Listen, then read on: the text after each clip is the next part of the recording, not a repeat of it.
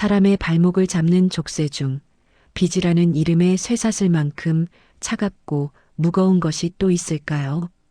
여기 태어날 때부터 그 시린 쇠사슬을 차고 벼랑 끝을 걸어야 했던 한 사내가 있습니다. 사람들의 멸시 어린 시선 속에서 제 몸보다 더 큰 똥지게를 지고 고리대 금업자의 높은 담장을 넘나들던 사람. 하지만 바닥까지 떨어진 모멸감 속에서도 그의 눈빛만은 깊은 우물처럼 고요했습니다. 그 고요함이 깨지던 어느 날 밤, 쥐가 파먹은 그의 낡은 쌀자루에서 기적 같은 일이 벌어집니다. 쌀알 대신 눈부신 은빛 폭포수가 쏟아져 내리고 평생 그의 숨통을 조여오던 빈 문서는 한 줌의 재가 되어 허공으로 흩어집니다. 세상이 모두 그의 발 아래 엎드렸던 그 순간. 하지만 그는 화려한 비단옷을 입는 대신 다시 익숙한 누더기를 걸치고 흙 냄새나는 밭으로 향합니다. 돈을 머리에 이고 사는 상전이 아니라 발밑에 부리는 도구로 삼을 줄 알았던 사람. 가난했지만 비굴하지 않았고 거부가 되었으나 오만하지 않았던 진정한 부의 의미를 깨우쳐준 한 남자의 이야기. 누더기 농군과 은전의 무게. 지금 시작합니다. 구독과 좋아요 감사합니다. 사람의 인생을 옭아매는 사슬에는 여러 종류가 있습니다. 어떤 이는 헛된 명예라는 사슬에 묶여 평생을 허덕이고 어떤 이는 끊지 못할 정이라는 사슬에 묶여 울고 웃습니다. 하지만 예나 지금이나 우리네 서민들의 삶을 가장 잔인하게 그리고 가장 깊숙이 파고드는 차가운 쇠사슬은 바로 빚이라는 두 글자일 것입니다. 여기 태어날 때부터 그 무거운 쇠사슬을 발목에 차고 나온 듯한 사내가 있습니다. 바람조차 쉬어간다는 경상도 칠곡 땅. 유난히도 찬바람이 매섭게 불어오던 늦가을의 어느 날이었습니다. 장터 어기로 누군가 걸어옵니다. 멀리서 보아도 그 행색이 참으로 처량하기 그지없습니다. 한겨울도 아닌데 벌써 살갗은 거북이 등껍질처럼 터져 있고 무명 바지는 얼마나 기워 입었는지 본래의 색을 알아볼 수조차 없습니다. 무엇보다 보는 이의 가슴을 아프게 하는 것은 그의 어깨를 짓누르고 있는 거대한 똥지게였습니다. 제 몸뚱이보다 더 커 보이는 그 지게를 지고 사내는 한 발 한 발 힘겹게 땅을 내딛습니다. 그의 이름은 김칠성. 올해로 나이 29. 한창 힘쓰고 꿈을 꿀 나이건만 칠성의 눈동자는 깊은 우물 바닥처럼 캄캄하게 가라앉아 있습니다. 그가 흘리는 땀방울이 마른 땅을 적실 때마다 장터 사람들은 코를 막으며 길을 비킵니다. 하지만 칠성은 사람들의 시선 따위는 아랑곳하지 않습니다. 그가 향하는 곳은 읍내에서 가장 크고 화려한 기와집, 바로 고리대 금업자 최 부자의 객주였습니다. 최 부자의 객주는 읍내의 다른 세상과도 같았습니다. 담장 너머로는 고소한 고기 굽는 냄새가 흘러나왔고 비단옷을 입은 장사치들이 분주하게 드나들었습니다. 그 마당 한가운데 칠성이 똥지게를 내려놓았습니다. 쿵! 지게 내려놓는 소리에 사랑방 문이 열렸습니다. 기름진 얼굴에 매서운 눈매를 가진 최 부자가 모습을 드러냈습니다. 그는 곰방대를 입에 문 채 눈을 가늘게 뜨고 마당을 내려다보았습니다. 이게 무슨 고약한 냄새인가 했더니 칠성이 내 놈이로구나. 최 부자의 목소리에는 날선 가시가 박혀 있었습니다. 칠성은 익숙한 듯 허리를 깊이 숙였습니다. 어르신, 안녕하셨습니까? 안녕? 내 안녕은 내 곳간이 곡식으로 꽉 차야 비로소 안녕한 법이다. 그래, 오늘은 무슨 일로 내 앞마당에 똥냄새를 풍기는 게냐? 지난달에 못 낸 이자는 가져왔느냐? 아니면 또 빈손으로 내 비위나 상하게 하러 온 게냐? 최 부자의 호통에 지나가던 하인들이 낄낄거리며 웃음을 터뜨렸습니다. 칠성은 주먹을 꽉 쥐었습니다. 손톱이 살을 파고들 만큼 아팠지만 그는 고개를 들지 않았습니다. 속값 원금과 그동안 밀린 이자, 오늘 안으로 갚겠습니다. 전부 다 청산하겠습니다. 칠성의 입에서 나온 말은 뜻밖이었습니다. 잠시 정적이 흐르더니 최 부자가 콧방귀를 뀌며 너털웃음을 터뜨렸습니다. 전부 내 놈이 제정신이냐? 내 놈이 3년 동안 갚지 못한 돈이 자그마치 100냥이 넘는다. 그 돈이 네 집게 이름인 줄 아느냐? 내가 무슨 수로 그 큰 돈을 갚아? 콩팥이라도 팔아올 셈이냐? 아니면 어디 가서 도적질이라도 해오겠다는 게냐? 약조드리지요. 오늘 해가 지기 전입니다. 반드시 가져오겠습니다. 칠성의 눈빛은 흔들림이 없었습니다. 그 단호함에 최 부자의 표정이 일순간 굳어졌습니다. 하지만 이내 비릿한 조소를 머금습니다. 기가 차서 말이 안 나오는구나. 내 놈 아비가 주제 파악 못하고 헛된 꿈을 꾸다 객사하더니 그 자식 놈은 허풍만 늘었구나. 좋다. 내가 오늘 그 돈을 다 가져온다면 내 손에 장을 지지는 것으로도 모자라 이 콧구멍으로 뜨거운 국수가락을 받아먹으마. 허나 만약 못 가져오면 최 부자가 자리에서 벌떡 일어나 소리쳤습니다. 내 놈이 목숨처럼 아끼는 그 병든 소, 오늘부로 내 것이다. 그리고 너는 내 집 머슴으로 들어와 평생 똥지게나 져야 할 것이다. 알겠느냐? 칠성은 대꾸하지 않았습니다. 그저 묵묵히 다시 지게를 짊어졌습니다. 그의 등 뒤로 최 부자의 비웃음 소리와 하인들의 조롱 소리가 화살처럼 날아와 박혔습니다. 하지만 칠성의 귀에는 그 소리가 들리지 않았습니다. 오직 하나 10년 전 돌아가신 아버지의 피 섞인 기침 소리만이 귓가를 맴돌 뿐이었습니다. 칠성이 터벅터벅 걸어가는 길 위로 과거의 기억이 안개처럼 피어올랐습니다. 성의 기억은 10년 전 차가운 겨울밤으로 거슬러 올라갑니다. 칠성의 아버지 김서방은 법 없이도 살 착한 농사꾼이었습니다. 부지런하기로 소문나서 남들이 쟁기를 놓을 때 한 번 더 밭을 갈던 사람이었지요. 비록 넉넉지는 않았어도 저녁이면 온 가족이 둘러앉아 고구마를 구워 먹으며 웃음꽃을 피우던 시절이 있었습니다. 하지만 착하다는 말은 난세에 어리석다는 말과도 같았습니다. 어느 날 밤 옆집 살던 김진사가 찾아와 눈물을 흘리며 빚보증을 부탁했을 때 아버지는 그 간곡한 청을 차마 뿌리치지 못했습니다. 이보게 김서방, 자네만 믿네. 내 이번 고비만 넘기면 평생 은혜 잊지 않겠네. 그 말이 독이 든 사과인 줄도 모르고 아버지는 도장을 찍어 주었습니다. 그리고 불과 석 달 뒤 김진사는 야반도주를 했고 빚쟁이들이 칠성인의 집으로 들이닥쳤습니다. 그날의 공포를 칠성은 잊을 수 없습니다. 흑발로 방에 들어온 빚쟁이들은 세간살이를 모조리 부수고 어머니가 아끼던 쌀독을 엎어버렸습니다. 하얀 쌀알이 흙바닥에 흩어지던 그 모습이 어린 칠성의 가슴에는 못처럼 박혔습니다. 아버지는 빚쟁이들의 바짓가랑이를 잡고 빌었지만 세상은 냉혹했습니다. 결국 정든 집과 논밭을 모두 빼앗기고 야반도주하듯 낯선 땅으로 쫓겨나야 했던 가족. 화병을 얻은 아버지는 그날 이후 시름시름 앓기 시작했습니다. 약 한 첩 제대로 써보지 못하고 단칸방 윗목에서 생을 마감하던 날, 아버지는 피를 토하며 칠성의 손을 잡았습니다. 그 손은 나무 껍질처럼 거칠었지만 마지막 온기만은 불덩이처럼 뜨거웠습니다. 칠성아, 굴러. 이 못난 아비를 용서해라. 아버지, 말씀 마세요. 얼른 나으셔야지요. 아니다. 내 명은 여기까지다. 칠성아, 내 말을 명심해라. 남의 돈은 독이다.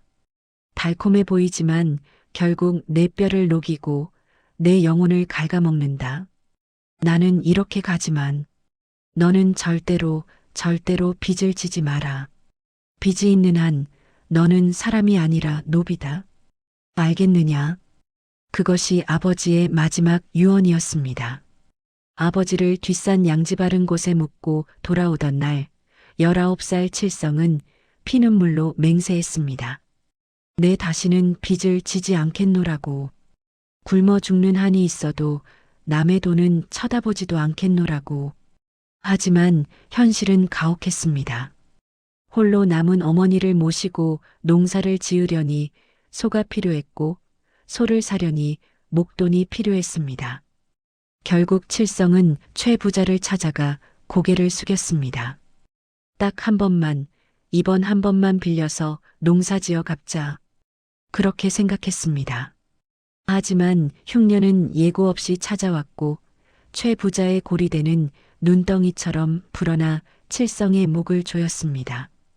지난 3년 칠성은 사람이 아니었습니다. 먹고 싶은 것 먹지 않고 입고 싶은 것 입지 않았습니다.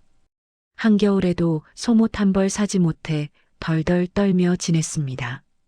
오직 빚을 갚기 위해 이 지긋지긋한 사슬을 끊기 위해 발버둥 쳤습니다.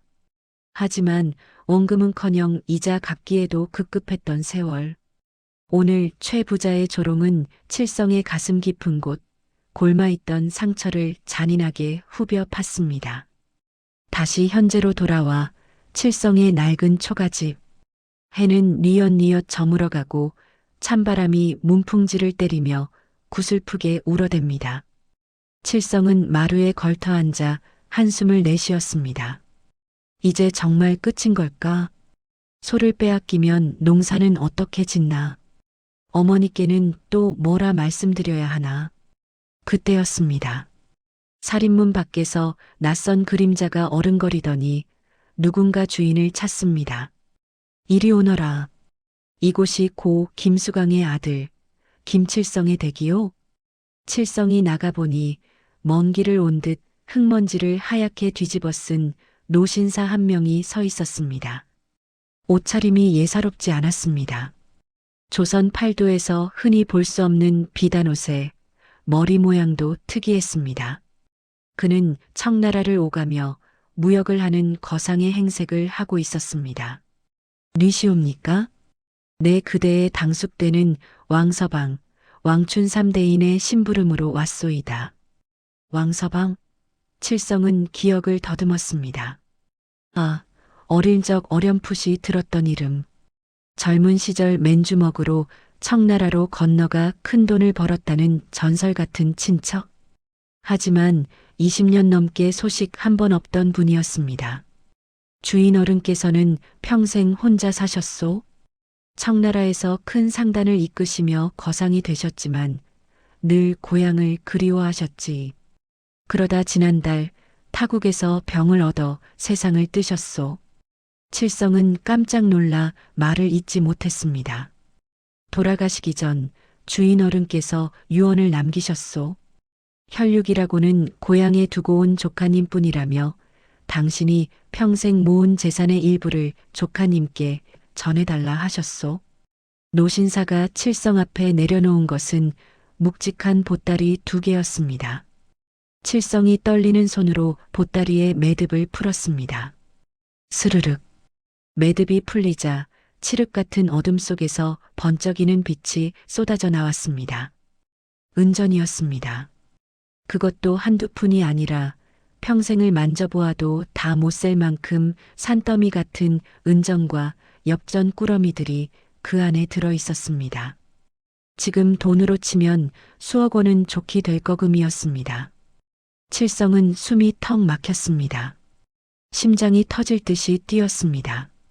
이게 꿈인가 생시인가? 내 눈앞에 있는 이것이 정말 돈이란 말인가? 순간 칠성의 눈동자가 흔들렸습니다. 머릿속에서 수만 가지 생각이 폭풍처럼 휘몰아쳤습니다. 이 돈이면 당장 저 냄새나는 똥지게를 부숴버릴 수 있습니다. 이 돈이면 고래등 같은 기와집을 짓고 떵떵거리며 살 수 있습니다. 최 부자놈의 얼굴에 돈을 뿌려주고 보란 듯이 비단 옷을 입고 거리를 활보할 수도 있습니다. 고생만 하다 돌아가신 아버지 산소에 크고 멋진 비석도 세워드릴 수 있습니다. 욕망이 불길처럼 치솟아 오르던 그때 칠성은 자신의 손을 내려다보았습니다. 굳은 살이 박히고 터진 흙투성이 손. 아버지의 손과 똑같은 그 손을 보았습니다. 그리고 귓가에 다시 들려오는 아버지의 유언. 돈은 독이다. 잘못 다루면 내 영혼을 갉아먹는다. 칠성은 감았던 눈을 번쩍 떴습니다. 그의 눈빛이 차분하게 가라앉았습니다. 아버지는 빚 때문에, 돈 때문에 돌아가셨다. 내가 이 돈으로 사치를 부리고 흥청망청 쓴다면 나는 아버지를 2번 죽이는 것이다. 이 돈은 나의 욕망을 채우는 돈이 아니라 나의 자유를 사는 돈이어야 한다. 칠성은 깊은 숨을 들이마셨습니다.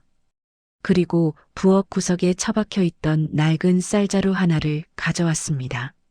흙이 묻고 쥐가 갉아먹어 구멍난 볼품없는 자루였습니다. 그는 아무런 감정도 담지 않은 표정으로 그 귀한 은전을 쌀자루에 툭툭 던져넣기 시작했습니다. 마치 밭에서 캔 감자를 담듯이 말입니다. 그 모습을 지켜보던 노신사가 놀라 물었습니다. 아니, 조카님, 그 귀한 것을 어찌 그런 더러운 자루에 담으시오? 칠성은 쌀자루 입구를 질끈 동여매며 담담하게 대답했습니다. 돈이란 본래 돌고 도는 것, 귀하게 모시면 상전이 되고 하찮게 여기면 종이 되는 법이지요. 내 이놈을 상전으로 모실 생각이 없으니 이 자루가 딱 제격입니다. 칠성은 다시 지게를 졌습니다. 아까 똥지게를 질 때와는 비교도 안 될 만큼 무거운 돈 자루였지만 칠성의 마음만은 깃털처럼 가벼웠습니다. 그는 밤길을 나섰습니다. 최 부자의 집을 향해 걷는 그의 발걸음에는 이제 망설임이 없었습니다. 이미 해는 완전히 져서 사방이 칠흑같이 어두웠습니다. 최 부자의 객주 사랑방에서는 여전히 술판이 벌어지고 있었습니다. 최 부자는 기생들의 웃음소리에 둘러싸여 곰방대를 빨고 있었습니다. 그때 대문이 벌컥 열렸습니다. 칠성이었습니다. 그는 어깨에 누런 쌀자루를 맨 채 성큼성큼 마당을 가로질러 사랑방 앞으로 다가갔습니다. 최 부자가 방문을 열고 칠성을 노려보았습니다. 이놈이 기어이 매를 벌러왔구나. 해가 다 졌는데 빈손으로 온 게냐? 내 그럴 줄 알았지. 여봐라. 당장 가서 저놈의 소를 끌어오고 저놈을 멍석말이해라. 하인들이 달려들려는 찰나 칠성은 어깨에 메고 있던 자루를 마루 위에 쿵 하고 내려놓았습니다. 육중한 소리가 바닥을 울리며 술상의 술잔들이 파르르 떨렸습니다. 최 부자가 멈칫했습니다. 그게 뭐냐? 쌀이라도 훔쳐온 게냐? 아니면 돌덩이를 담아온 게냐? 칠성은 대답 없이 자루의 밑단을 잡았습니다. 그리고 단호한 손짓으로 자루를 뒤집었습니다. 차르르르르. 쨍그랑. 폭포수처럼 쏟아진 은전과 엽전들이 마루를 뒤덮었습니다. 은백색의 빛이 방안을 가득 채우며 눈부시게 반짝였습니다. 그 소리가 어찌나 청명하고 컸던지 객주 안의 모든 소음이 일시에 멈췄습니다. 최 부자의 입에 물려있던 곰방대가 힘없이 바닥으로 툭 떨어졌습니다. 최 부자는 눈을 비비고 또 비볐습니다. 보고도 믿을 수 없는 광경이었습니다. 이 돈이 다 어디서? 내 놈이 진짜 도적질이라도 정당한 내 돈이요. 칠성의 목소리가 쩌렁쩌렁하게 울렸습니다. 원금 100냥 여기 있소. 3년 동안 피를 말리던 이자 50냥 여기 있소. 그리고 여기 앞으로 당신과 마주칠 일 없도록 넉넉하게 셈해서 넣었소. 최 부자는 넋이 나간 사람처럼 은전 더미를 바라보며 손을 벌벌 떨었습니다. 평생 돈을 만지고 살았지만 이렇게 압도적인 돈의 위세는 처음 느껴보는 것이었습니다. 자, 돈을 받았으니 내 차용증을 내놓으시오. 당장.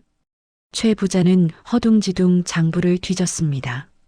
손이 떨려 장부를 몇 번이나 떨어뜨린 끝에 겨우 칠성의 이름이 적힌 차용증을 찾아냈습니다. 칠성은 그 종이를 낚아채듯 받아들었습니다. 그리고 옆에 켜져 있던 촛불에 가져갔습니다. 화르륵 불꽃이 종이를 삼켰습니다. 3년 동안 칠성의 목을 조르고 숨통을 막아왔던 그 끔찍한 올가미가 한 줌의 재가 되어 공중으로 흩어졌습니다. 타오르는 불꽃을 바라보는 칠성의 눈가에 뜨거운 눈물이 맺혔습니다. 아버지, 보고 계십니까? 이제야 끝났습니다. 칠성은 멍하니 주저앉아 있는 최 부자를 내려다보며 차분하게 그러나 뼈 있는 한마디를 던졌습니다. 최 어르신, 돈은 힘이 세지요. 귀신도 부린다고들 합니까? 하지만 기억하시오. 사람을 깔보는 눈을 가진 자는 언젠가 반드시 그 돈에 눈이 멀어 제 발등을 찍게 될 것이요. 그리고 칠성은 입가에 희미한 미소를 띄었습니다. 콧구멍으로 국수 드시는 건 내 점잖게 봐드리고 갈 테니 앞으로는 사람 그리 대하지 마시오. 칠성은 뒤도 돌아보지 않고 방을 나섰습니다. 등 뒤에서 최 부자가 아이고 김서방, 김대인 하며 부르는 소리가 들렸지만 칠성은 멈추지 않았습니다. 객주를 나서는 밤 공기가 그 어느 때보다 시원하고 상쾌했습니다. 그는 밤하늘을 올려다보았습니다. 수많은 별들 사이에서 아버지의 얼굴이 웃고 있는 듯 했습니다. 엄청난 유산을 상속받고 빚을 다 갚고도 남은 돈이 산더미였습니다. 읍내는 발칵 뒤집혔습니다. 사람들은 삼삼오오 모여 쑥덕거렸습니다. 그 칠성이가 떼부자가 됐대. 글쎄 청나라 부자 당숙한테 돈을 물려받았다지 뭔가. 이제 팔자 고쳤네. 보나 마나 기생집부터 찾아가겠지? 아니면 비단장수를 불러 고래등 같은 집을 짓지 않겠나? 사람들은 칠성이가 이제 떵떵거리는 부자 노름을 하며 흥청망청 살 거라고 예상했습니다. 갑자기 생긴 돈은 사람을 변하게 만드니까요. 하지만 계절이 바뀌고 얼었던 땅이 녹아 봄이 와도 칠성의 모습은 사람들의 예상을 완전히 빗나갔습니다. 칠성은 여전히 무명옷을 입고 있었습니다. 해가 뜨면 낡은 호미를 들고 밭으로 나갔고 해가 지면 흙투성이가 되어 집으로 돌아왔습니다. 밥상에는 여전히 보리밥과 된장국이 올랐습니다. 달라진 것이 있다면 딱 하나. 평생 남의 땅을 부쳐먹던 소장농 칠성이가 이제는 자신의 땅 문전옥답을 가진 의젓한 지주가 되었다는 사실뿐이었습니다. 그는 남은 돈을 허투루 쓰지 않았습니다. 술과 노름 대신 읍내 주변의 기름진 농과 밭을 야금야금 사들였습니다. 그리고 그 땅을 소장만 주지 않고 직접 땀 흘려 일했습니다. 어느 날 밭에서 김을 매는 칠성을 보고 동네 노인이 혀를 차며 물었습니다. 이복의 칠성이, 자네 돈도 많으면서 왜 사서 고생인가? 아랫사람 부리고 좀 편하게 살지 그래. 칠성은 이마에 땀을 닦으며 웃음 띤 얼굴로 대답했습니다. 어르신, 돈은 지키는 것이 버는 것보다 더 어렵습니다. 아버지가 그러셨지요. 땅은 거짓말을 하지 않는다고요. 저는 제 땀으로 번 곡식만이 진짜 제 재산이라 믿습니다. 돈이 있다고 거드름을 피우는 순간 그 돈은 연기처럼 사라질 것입니다. 세월이 흘러 칠성은 읍내에서 제일 가는 알부자가 되었습니다. 하지만 그는 부자가 된 뒤에도 변함이 없었습니다. 흉년이 들면 곡간을 열어 굶주린 이웃에게 곡식을 나눠주었고 빚 때문에 고통받는 이들에게는 싼 이자로 혹은 거저 땅을 빌려주었습니다. 사람들은 이제 그를 누더기 농군이 아니라 김대인이라 부르며 존경했습니다. 반면 사람을 무시하고 돈놀이만 하던 최 부자의 말로는 좋지 않았습니다. 더 큰 돈을 벌 욕심에 무리하게 인삼밭에 투자했다가 사기를 당하고 가세가 급격히 기울고 말았습니다. 화려했던 기와집은 남의 손에 넘어가고 최 부자는 새빵살이를 하는 처지가 되었습니다. 어느 늦은 가을, 초라한 행색의 노인이 밭을 갈고 있는 칠성을 찾아왔습니다. 바로 최 부자였습니다.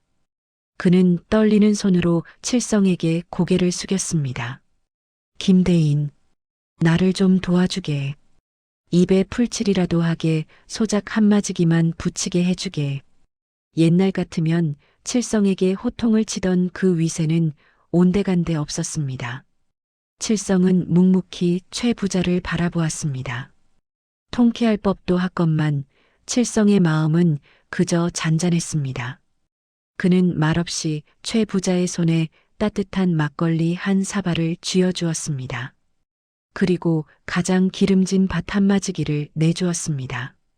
지난날의 모욕을 갚아주는 가장 통쾌한 복수는 상대방을 짓밟는 것이 아니라 상대방보다 더 크고 넓은 마음을 가진 사람이 되어 보여주는 것임을 칠성은 알고 있었던 것입니다.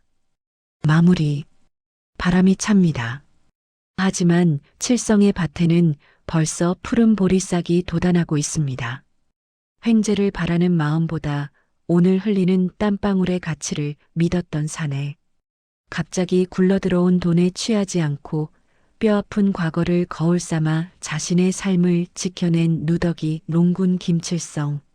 그의 이야기는 단순한 옛날 이야기가 아닙니다. 불안 무엇인가, 그리고 우리는 무엇을 위해 돈을 버는가에 대한 묵직한 물음입니다. 옷이 날개가 아니라 사람이 날개인 법. 진정한 부자는 곡간을 채운 사람이 아니라 욕망으로부터 자유로운 사람이라는 것을 칠성은 온몸으로 보여주었습니다. 오늘 밤 여러분의 마음속 곡간에는 무엇이 채워져 있습니까? 칠성의 땀 냄새 나는 이야기가 팍팍한 삶을 살아가는 여러분의 가슴에 작은 위로와 희망의 씨앗이 되기를 바랍니다. 지금까지 야담, 누더기 농군과 은전의 무게였습니다.